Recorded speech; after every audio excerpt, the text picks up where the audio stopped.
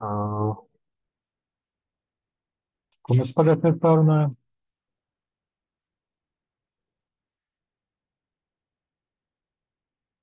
Tā.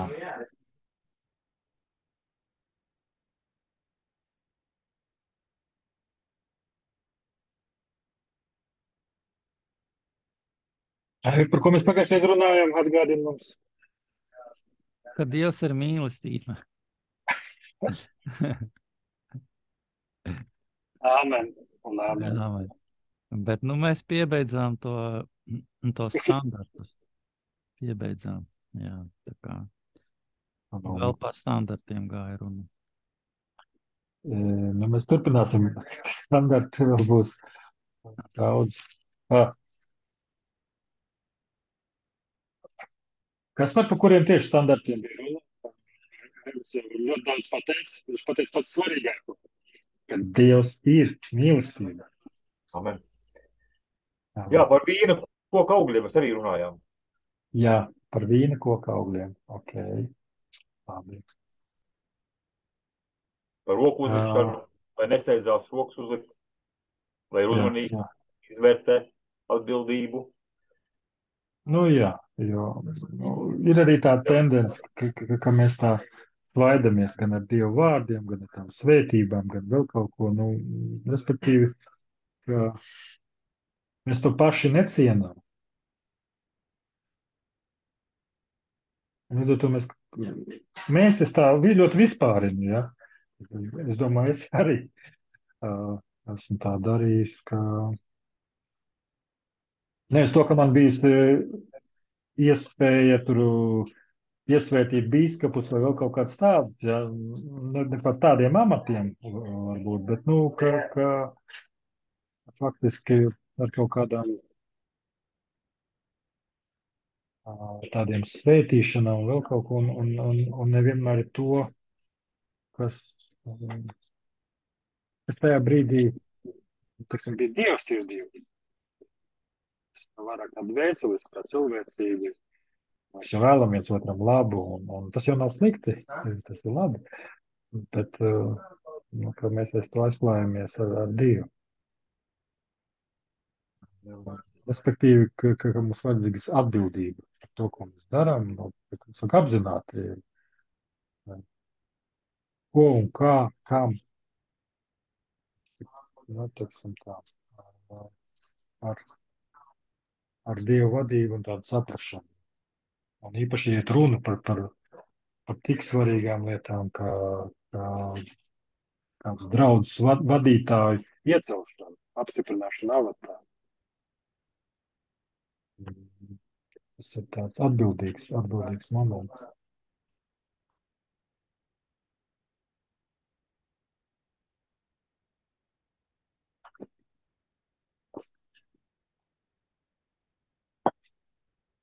Labi, ejam tālāk. Ja nav jautājumu vai kādas piebildes pie tā. Tātad Pāvila pirmā vēstule Timotejam 6. nodaļa no 1. panta. Visiem, kas ir vērgi apakš jūga, būs turēt savus kungus par visa goda cienīgiem, lai Dieva vārds un mācība netiktu zaimoti. Bet tiem, kam ir ticīgi kungi, nebūs nicināti viņus tāpēc, ka tie ir brāļi, bet jo vairāk viņiem kalpot, jo tie, kuru labā viņi darbojas, ir ticīgi un mīlami. To tu māci un uz to skubini. Ja kāds māca ko citu un nepiegriežas mūsu kunga Jēzus Kristus veselīgiem vārdiem un dievbijības mācībai, tas ir uzpūties un nezina nieku, bet slimo ar prātošanas un ķildošanās sērgu. No tā, kā ceļas skaudība, ķilda, zaime, ļaunas aizdomas. Prātā sajukuši un patiesību zaudējuši cilvēku naidošanās. Tādu, kas ar dievbijību cer iegūt peļņu. Tālāk. Patiesi lielu iegūmu dod dievbijība ar pieticību. Jo mēs nenieka neesam pasaulē ienesuši, tāpēc arī nenieka nevaram iznest. Bet, kad mums ir barība un apģērbs, tad ar to mēs pietiksim. Bet kas grib tapt bagāts, krīt kārdinājumā un valgā un daudzās bezprātīgās un kaitīgās iegribās, kas gāž cilvēks postā un pazušanā. Jo visa ļaunuma sakne ir mans skārība, dažs labs stignamies pēc tā, ir nomaldījies no ticības un pacel nodarījis daudz sāpju. Bet tu, Dieva cilvēks, beidz no šīm lietām. Dzenies pēc taisnības, dievbijības, ticības, mīlestības, pacietības, lēnprātības. Cīnies labo ticības cīņu, satver mūžīgo dzīvību, uz ko tu esi aicināts. Pats apliecinādams labo liecību daudzu liecinieku priekšā. Es piekaldinu tevi Dievu priekšā, kas visu dara dzīvu, un Kristus Jēzus priekšā, kas apliecinājis labo liecību Poncija Pilāta priekšā. Amen, labi, paliksim šeit.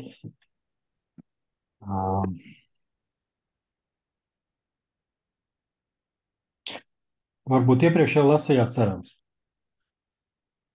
Vai arī tagad lasot, bija kaut kas tāds, kas uzreiz uzrunāja un, teiksim, iekrita, kas sasīt acīs.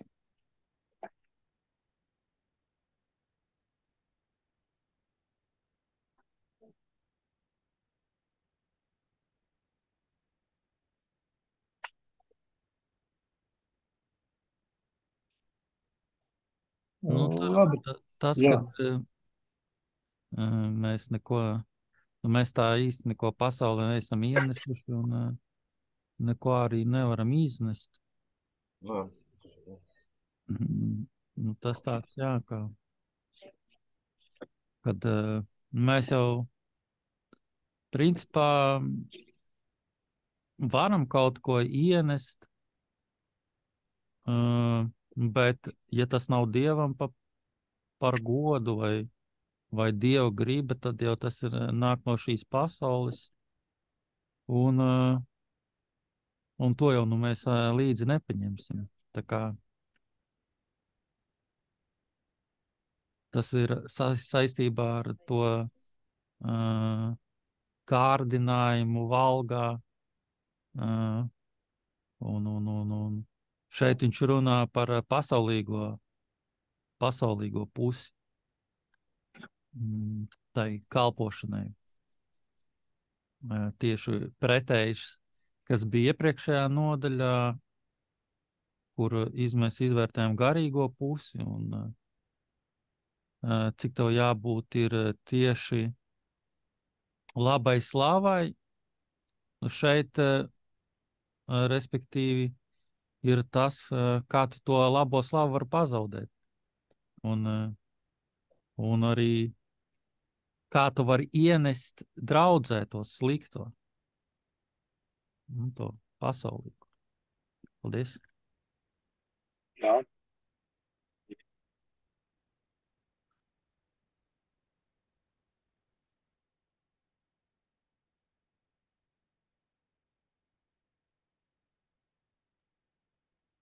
Labi, ejam atsevišķiem pantiem tik cauri. Sākam ar pirmajiem diviem. Visiem, kas ir vērgi apakš jūga, būs turēt savus kungus par visu godu cienīgiem, lai Dievu vārds un mācība netiktu zaimoti. Bet tiem, kam ir ticīgi kungi, nebūs risināti viņus tāpēc, ka tie ir brāļi. Ir jau vairāk viņiem kalpot, jo tie, kuru labā viņi darbojas, ir ticīgi un mīlami. To tu māci un es to kubīšu. Kāds domas par to? Kā jūs to saprotat? Nu, šeit tīri atkal ir tā hierarhija. Un hierarhija ir skaidri pasacīta, par ko mēs runājam, kad mūsu laikos tā hierarhija nav saprotama, tad šeit tas viss tiek kārtīgi apskaidrots, izrakstīts, jo, nu, ja tu esi brālis ar, teiksim, savu, nezinu, kungu vai kaut kādu, teiksim, nu, tu esi viņam reāli vergs, ja? Tad tu brālis būdams nevari to izmantot nec labā, ne uz vienu pusi, nec arī uz otru pusi, teiksim tā. Nu, lai tas nesāk radīt kaut kādus. Mūsu laikos tas varētu būt tas pa draugam vai nu vēl kaut kā. Tāpēc tajos laikos tas viss tika tā. Jā, Pāvils atkal visu apraksta ļoti skaidri, ļoti pamācoši, un lai, kā jau mēs teicām, draudze, tas ir kaut kāds organisms, kurā ir jābūt kārtībai. Paldies. Jā. Tas par. Jā, par šo daudzas liecības esmu dzirdējis. Divas spilgtas, ka viens arī kristīgs cilvēks gāja kalpot firmā, jau tur viss neticīgi, protams, bija, ja. Un viņš tā vienu reizi iesēja, otru reizi, trešo reizi, ja. Un beigās tā situācija izveidojās tā, ka katrs no viņiem kaut kādīgi jau pret viņu savādāk sāka attiekties, ja, un respektīvi tā viņa divbijība jau bija, nu, viņš nepadavās kaut kam kārdinājumam, sāks ar viņiem kopā tur dzert, lamāties, tur kopā uzpīpēt vai vēl kaut ko tur nozert kaut ko, ja. Un, respektīvi, tā dievbijība viņā ir redzama visos laikos, grūtos, labos, sliktos, un ja, respektīvi, ka kristietis nedrīkst kā mūdināt, ļoti bieži es par sevīm runāju, mainīties līdzi klimatam, ja, nu tā.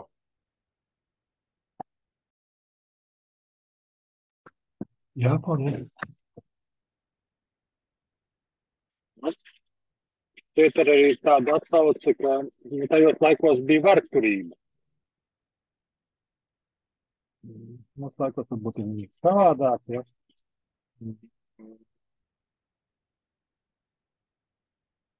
Bet tajā laikā bija daudz no ticīgiem bija vergi. Burtiski. To, ka viņi bija īpaši kādi. Tā kā prieks. Kādi varbūt nopirkt. Un viņam tās tiesības bija ārkārtīgi minimāli. Ārkārtīgi. Tas nekāds. Un šeit ir teikt, ka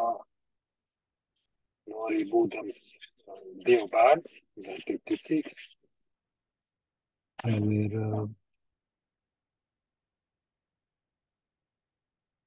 jātur sev pakļautībā savam vergturim, savam īpašniekam.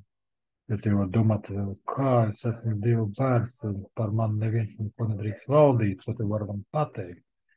Dievs ir tikai mans kungs. Kas savā ziņā ir patiesība.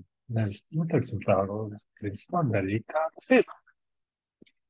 Bet tomēr arī šī ir kārtības, arī būdams ticīgs, būdams vergs, tev ir jāklaus un jāpakļaujās un jādara visu, kā tas vergturis saka. Un Pētera vēstulē teica, ne tikai labajiem, bet arī ļaunajiem, kas ir netaisnīgi. Pieņemsim, viņš tev pavēlēs kaut ko tur izdarīt, tu esi izdarījis tik labi, cik tu vari, viņš tev tur apvaino, sāk sist varbūt, un teikt, ka tu vienkārš tāds un šitāds, kā tu vispār darbojies, ja, un tas varbūt ļoti netaisnīgi. Kā tas varbūt arī taisnīgi. Pēters savā saka, ja tu pelnīti ciet, tad vispār par ko mēs tur runājam, ja? Bet ja tu nepelnīti ciet, tad tu pagodini kungu, jo viņš arī nepelnīti ciet.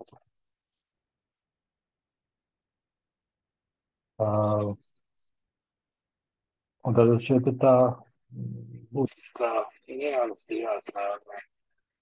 Viņi kā Dievu bērni, viņiem bija jāpakļaujās un jāpaklausa neskatoties to, ka es teicu, ka kāds pavēles rīkojumi bija nepareizi, netaisni.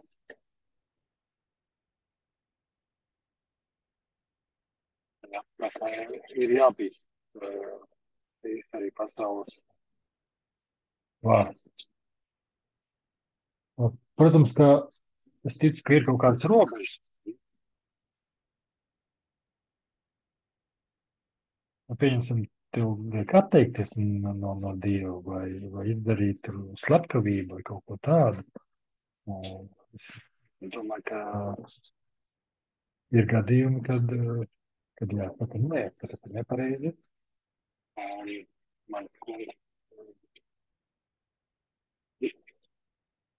ir aizliegts to darīt. Bet, tad tu vari arī spiest savu atticību.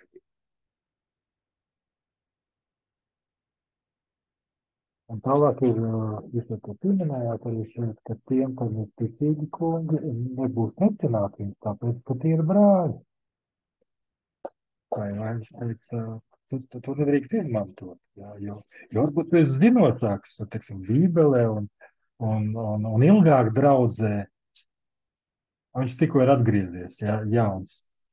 Un tu saki, brāli, kā tu tā dari, un tu vispār rīkojies nepareizi, un sāc tu viņu mācīt, iespējams, ka kaut kādās lietās tu, var uzdrošināties kaut ko tādu, bet principā nedrīkst to izmantot. Ne uz labu, ne uz sliktu.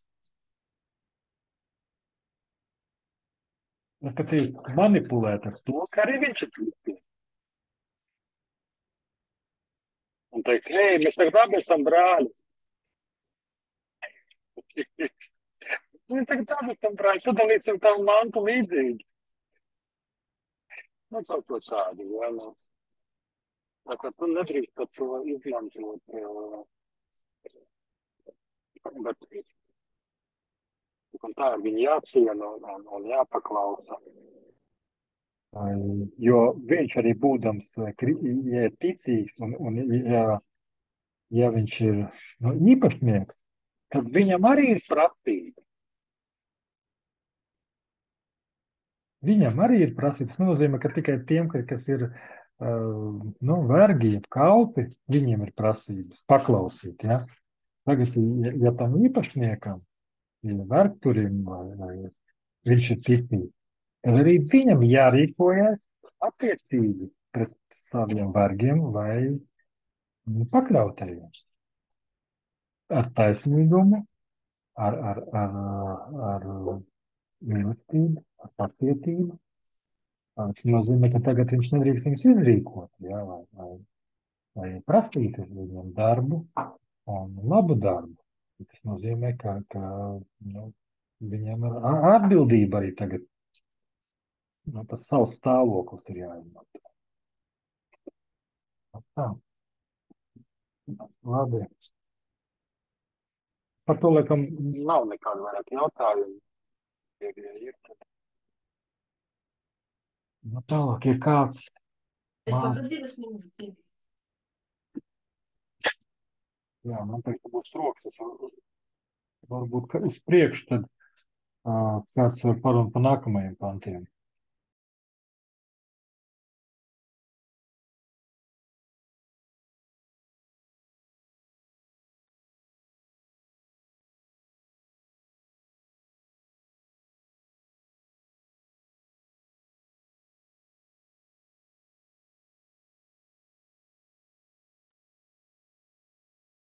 Pa nākamajiem pantiem, kas par Pauls lūdzu?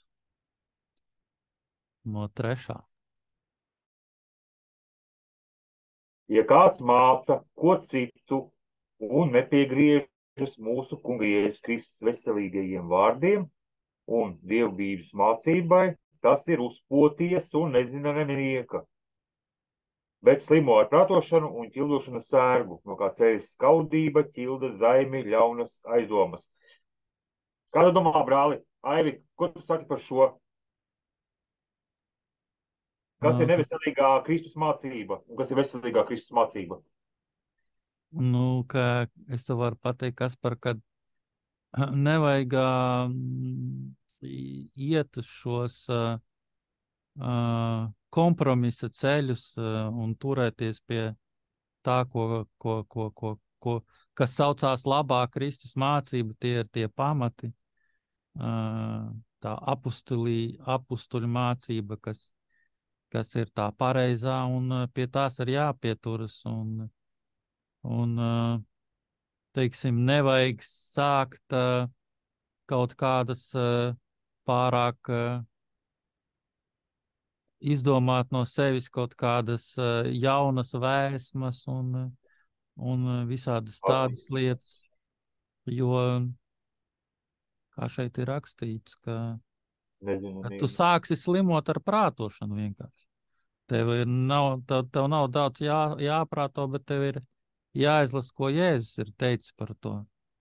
Un ja mēs visi stāvēsim uz to, ko ir teicis Jēzus un kas ir rakstīts vārdā, tad mums šī ķildošanās ātri aprausies. Nu, ja mēs ar tevi, Kaspar, būsim uz vienā garā, pareizi? Ja vienā garā, tad jā, jo mēs arī dažādi varam saprast, ko Jēzus ir teicis. Ja, pieņemsim, ja es dzīvotu Antarktīdā, es saprastu viņu savādāk. Un, tu brāli, šobrīd jau nodarbojies ar prātošanu, man liekas. Jā. Tāpēc nevar saprast. Ja tu esi ar Jēzu un es esmu ar Jēzu, mēs nevaram saprast savādāk to, ko viņš ir teicis.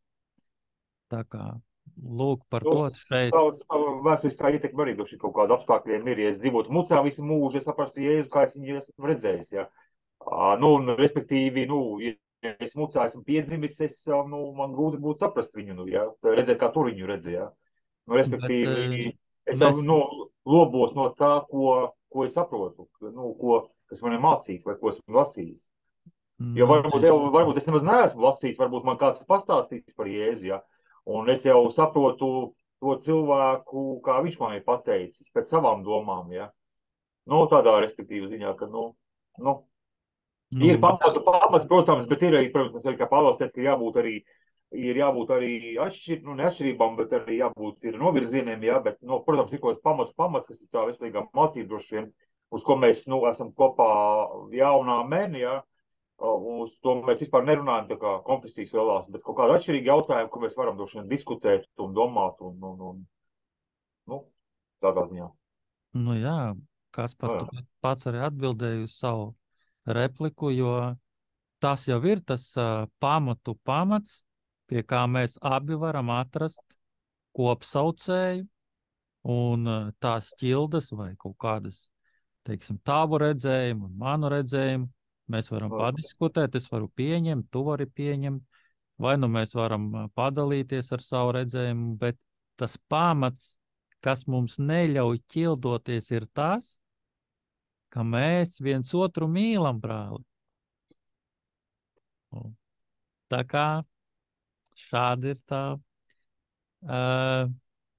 šī panta būtība, es domāju.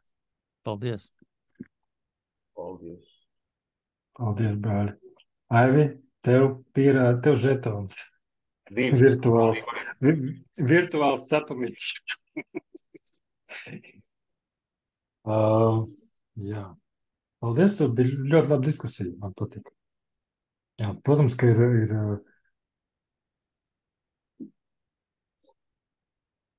tas viss jūceklis sākās no tā, ka cilvēki sāk kaut ko mācīt un vadīt. To, ka viņš izsaka savu viedokli, tas ir normāli.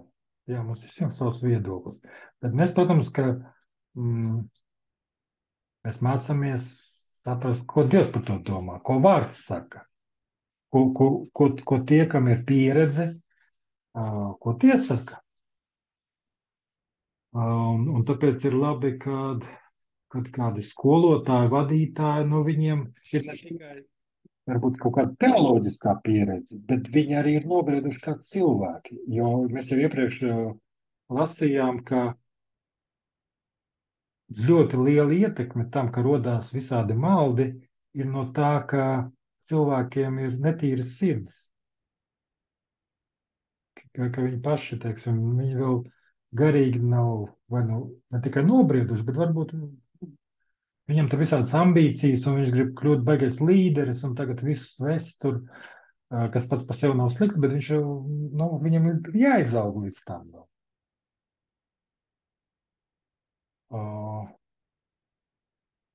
Nu, un tā tad ir labi, ka tāda nu jā, Dievu vārdu mācītāji ir tie, kuriem ir ne tikai tā teoloģiskās zināšanas, kas tiešām balstīts uz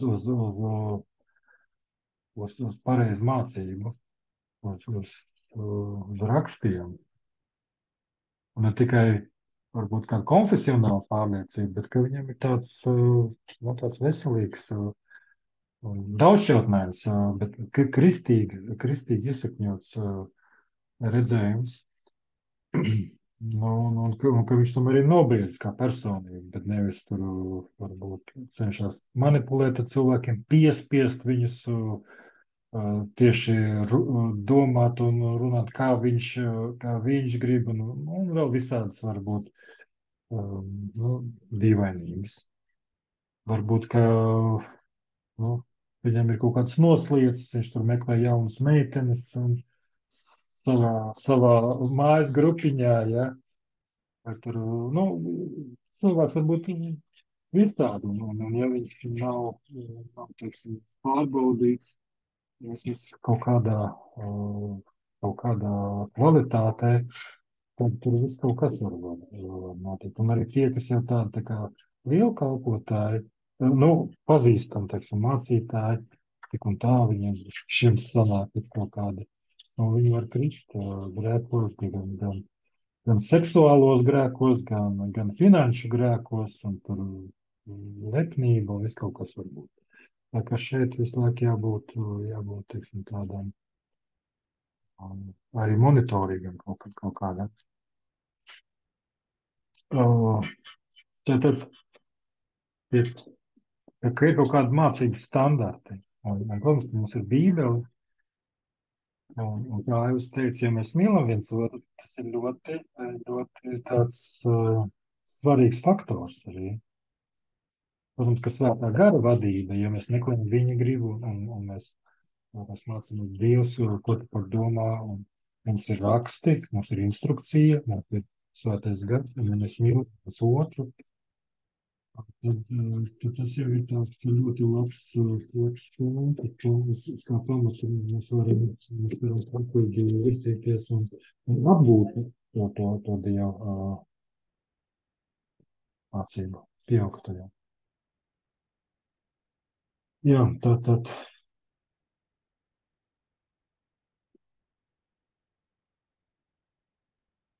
Paturpinām, tātad prātā sajūtas un patiesības zaudējuši cilvēku naidošanās, tāda, kas ar dievbību cer iegūt pēļņu.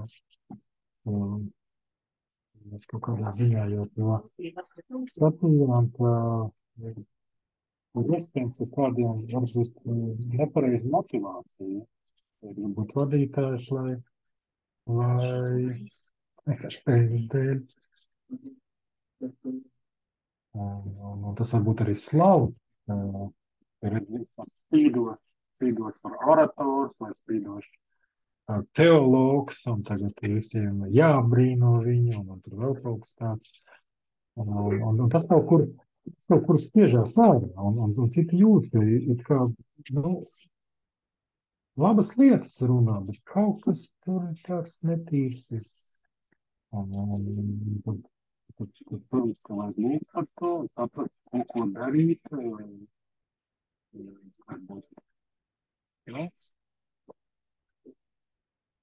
ka kaut kāda viena, otra nianses parādās, un jābūt pārējos. Tā kā iesnas. Bet tu redzi, ka tas ir tāds diezgan konstants lieta, tad tiešām ir jālūdz par to Dievu, un jāmeklē gudrība. Ko darīt ar to tev? Tāds sakīs.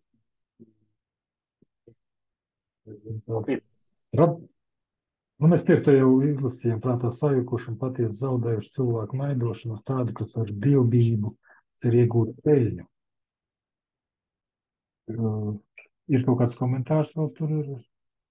Man 5 sekundes vajag piemest krāsnī, tad man izdies, ka man būs slikti. Bet es visu dzirdu. Man Jā, skaļu. jā, labi. Labi, jā.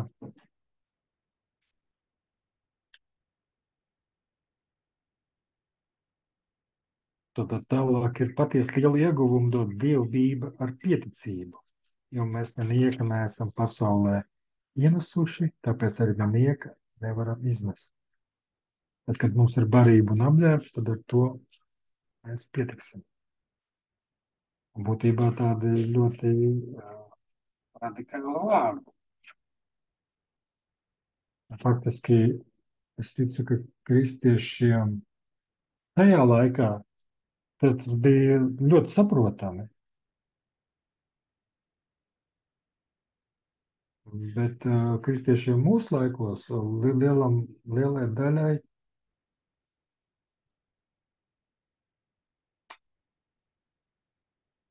nāk tā doma, Dievs taču mūs grib svētīt, viņš taču grib, lai man ir labāka mašīna, lielāka māja, bērni tur mācās labās skolās, ņem skolotājus, mājas skolotājus, un tur iet uz baseinu, spēlēt tenisu, brauc uz ārzemēm, piedalās dažādos konkursos, nu un tā tālāk un tā tālāk.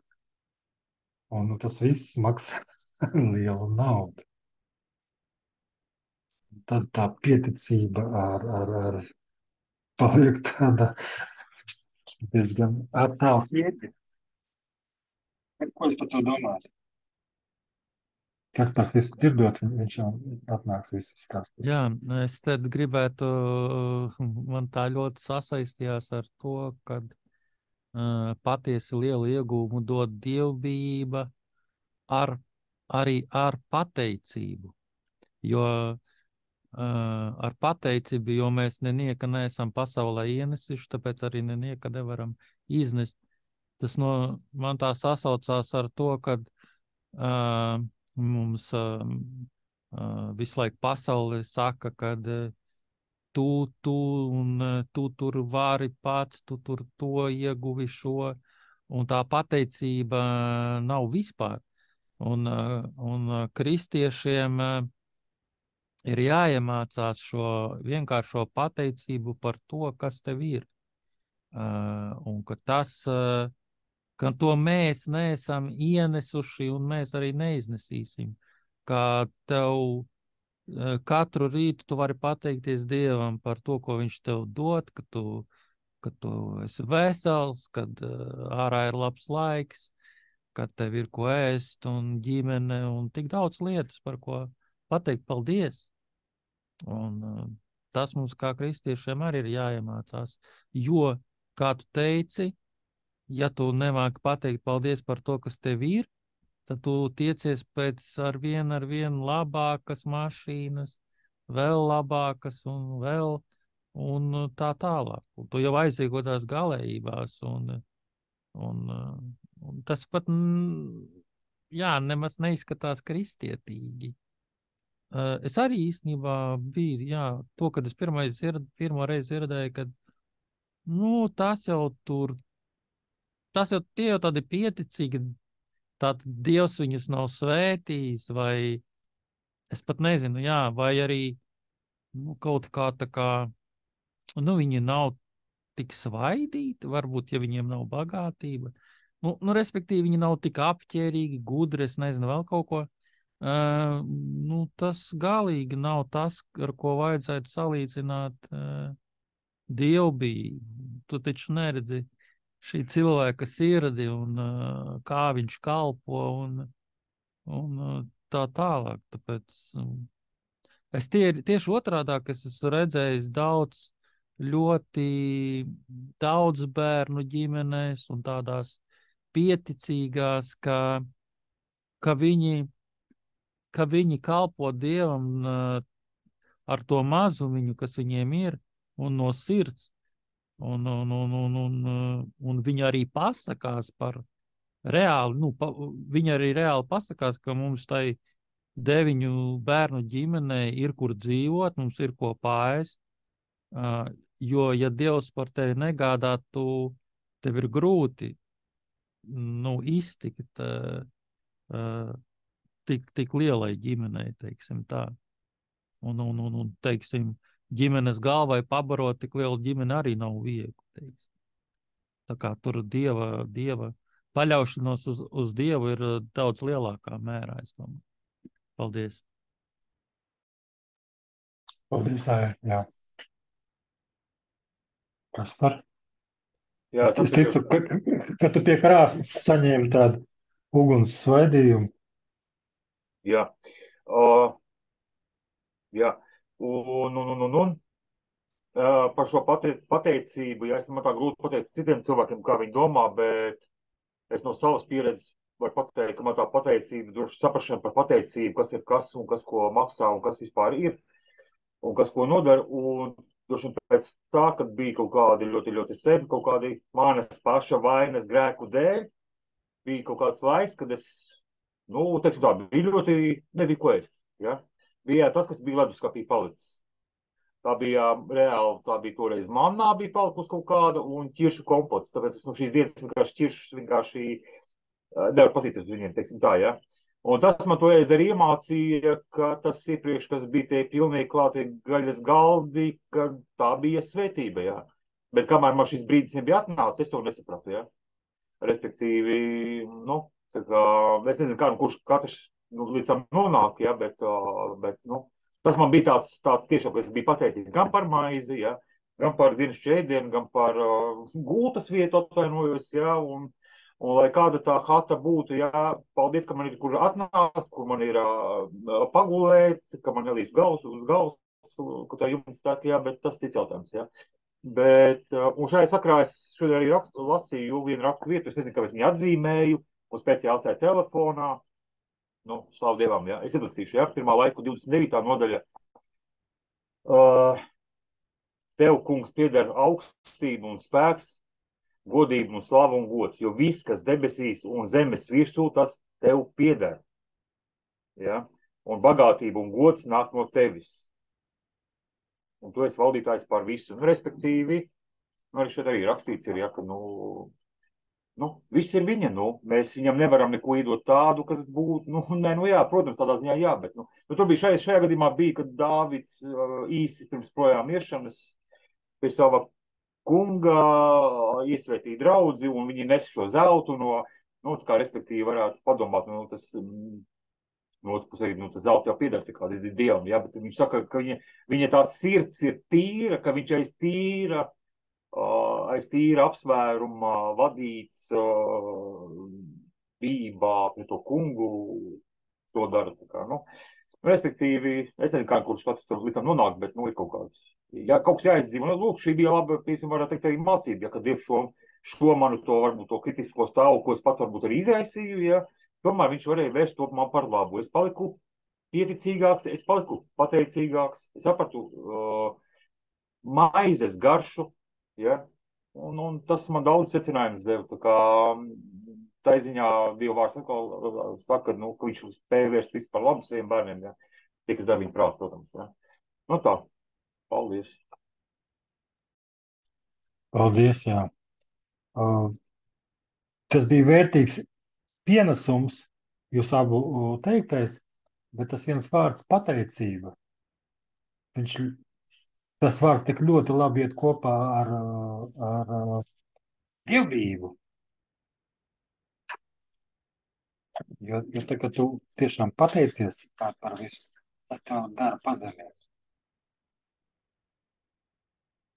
Ja tu pateicies, vienalga par pretī skābētu gurķu burku, jā, paldies Dievam par skābētiem gurķiem, vai ne, un par ūdens glāzi, paldies Dievam, ka man ir ūdens, kurš nav zaļš, jā, kur nepārd kurkuļi, un kas var dzert,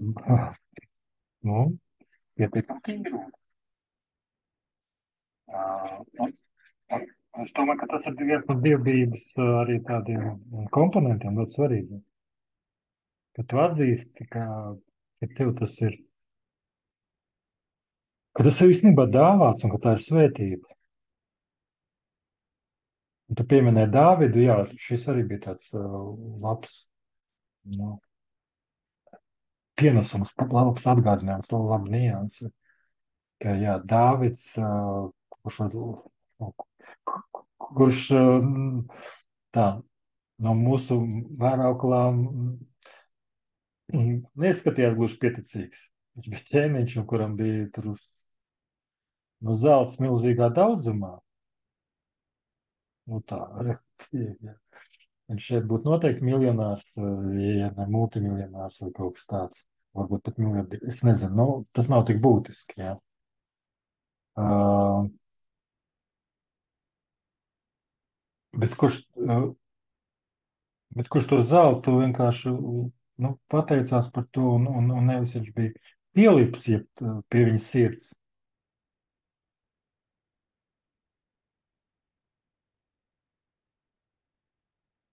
Viņš nekalpoja zeltu. Viņa sirds bija priekš Dievu. Un es domāju, ka ķēniņš Dāvids bija pieticīgs.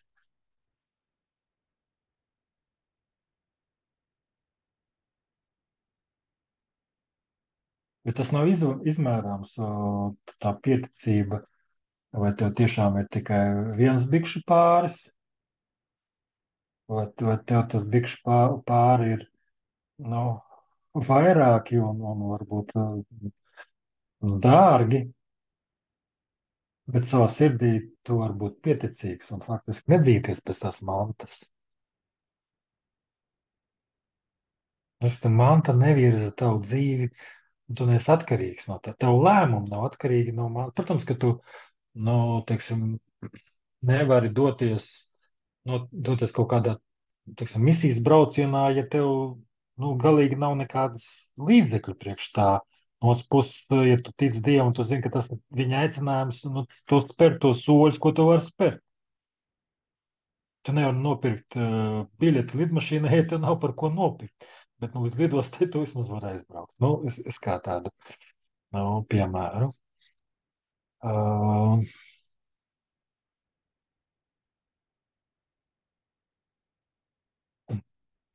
Faktiski nu, tas pirmais, ka tu nenieka neesi ienesis, tu nenieka nevar iznest no šīs pasaules. Un tā, tā pirmā asociācija ir tāda arī teiciena pasaulē, pliks ienācis, pliks iziets. Nu, tādā ziņā, ka tu piedzimi, ja nu māc klēpi, tu taču nepiedzimi ar mani kostīmā, vai ne? Tu pliks ienāci un būtībā, nu labi, tev tajā vai nu koka kastē vai vēl kaut kādā tev var ielikt tajā ar mani uzvalkā, bet nu īstenībā tu aizvien mūžībā nekādas koferas ar zeltu tu līdzi paņemt nevar, vai tur, nezinu, beigos īpašumus, nu tu pliks aizēj. No otras puses, protams, ka, ja mēs skatām savādāk, nu, mēs ienesam šajā pasaulē kaut ko ar savu darbu, ar saviem vārdiem, savu paraugu, no debesu valstības kādu no garīgās pasaules, fiziskajā pasaulē mēs varam ienest. Un no otras puses arī aiziet mūžībā, mēs kaut ko paņemam līdzi, bet ne jau koferis ar zeltu. Pirmkārt, mēs paņemam līdzi savu sirdi, respektīvi to, kāds tu esi izveidojies. Un otrs, iespējams, ka tev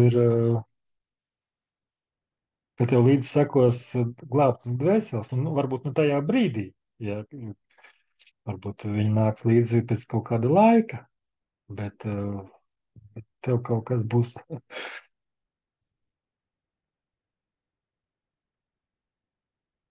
kas no tavas darbības dēļ arī būs tur debesīs mūžībā. Bet būtībā, protams, ka šī raksta vieta tā vienkāršota vai burtiski attiecās uz finansēm. Un mēs jau te pieminējām, ka mūsdienās, jā, ir kā tā.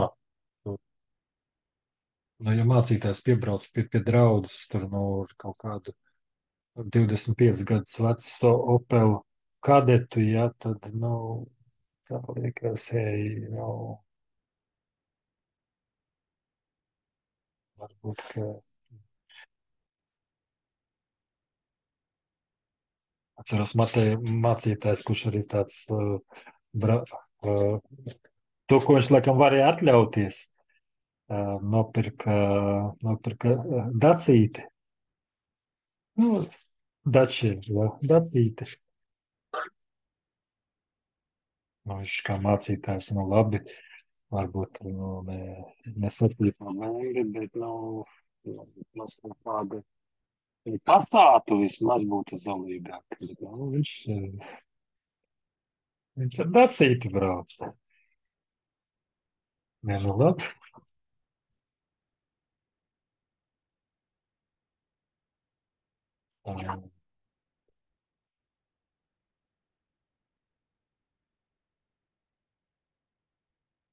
Okay. Un tā doma ir tāda, ka, nu, diemžēl, arī draudzē, arī kristiešiem skatās, nu, sāk mērīties tomēr. Ar kādu mašīnu tu brauc un kurpes tev tādas. Es atceros, nu, tas vienkārši man tā ienāca prātā, kad mēs sākām par to runāt. Kaut kādu gadus atpakaļ es strādāju televīzijā. Bija kaut kāds liels kristiešu pasākums. Tāds viens pazīstams draugs. Es nezinu, vai tā bija konference vai tikai tā draudz. Drīzāk es bija kaut kāds, nu, bet liels pasākums. Neatceros, vai nu manēžā. Tas nav svarīgi. Un tur bija arī televīzija. Latvijas kaut kādā sakarā. Un tas viens mans darba kolēģis no Latvijas televīzijas operētājs, viņš saka, interesanti, jo tu tuvāk skatuvēji, jo tur sēdošajiem tās kurpes kļūst labākas un tie aromāti un uzvalki tādi labāki kļūst. Nu, un tas tāds, nu, es sapratu to viņu domu, ja, nu, apmēram tāda, ka, nu, tas jau viss par piķi vien ir. Viss par piķi.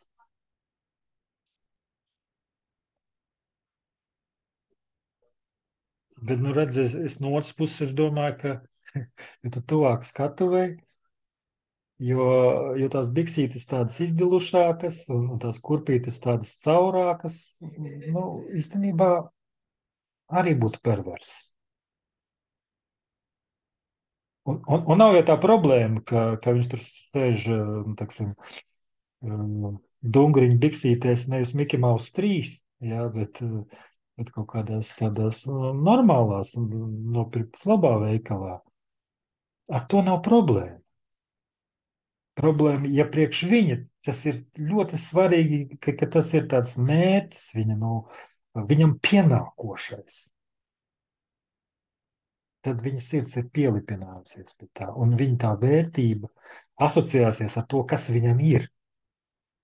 Tad būtībā tāds cilvēks ir mamona vergs.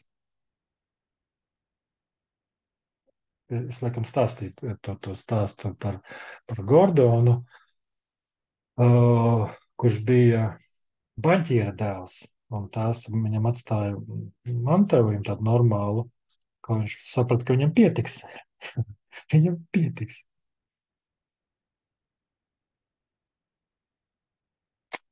Bet Dievs viņam būtībā nelika mieru.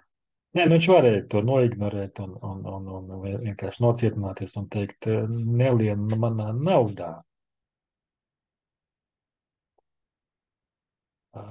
Dievs viņam jautāja, kam tu vairāk uzticies? Naudai vai man?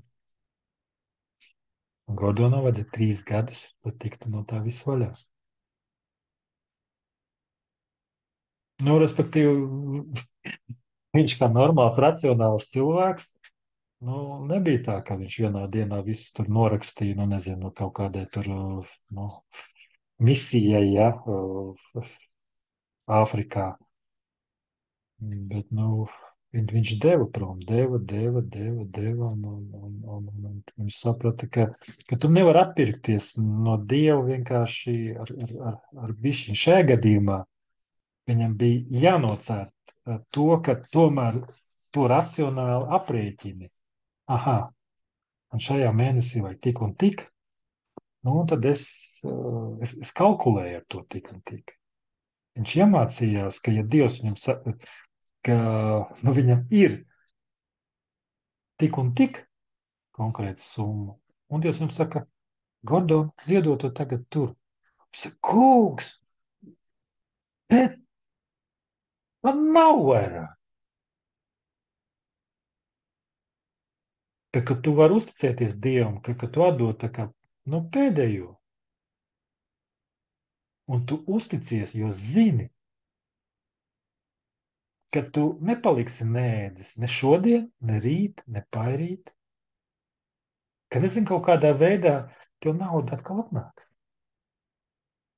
Un kad tu iemācies vienkārši uzticēties Dievam, paļauties, ka nevis turēties, nevis tu kontrolē savu naudu,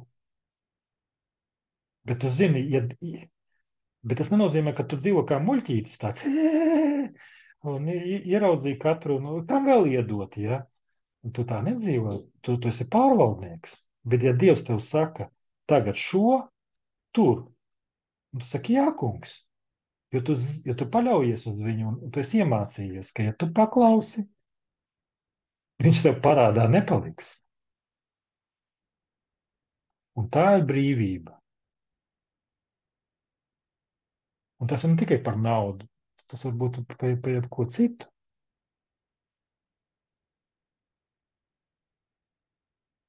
Nu, un tur tā problēma ir, ka mums vajag kaut ko savākt tās lietas, lai mums būtu drošība.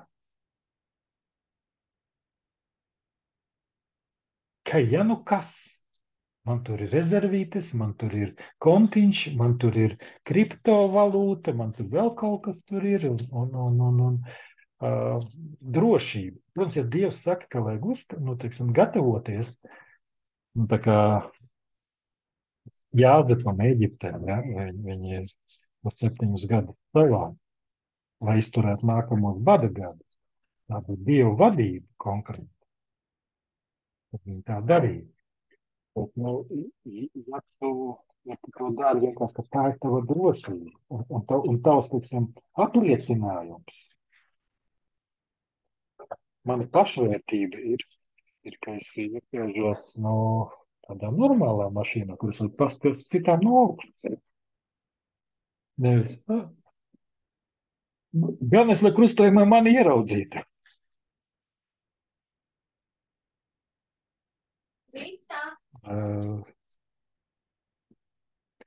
Nu tā. Un interesanti, es izlasīju,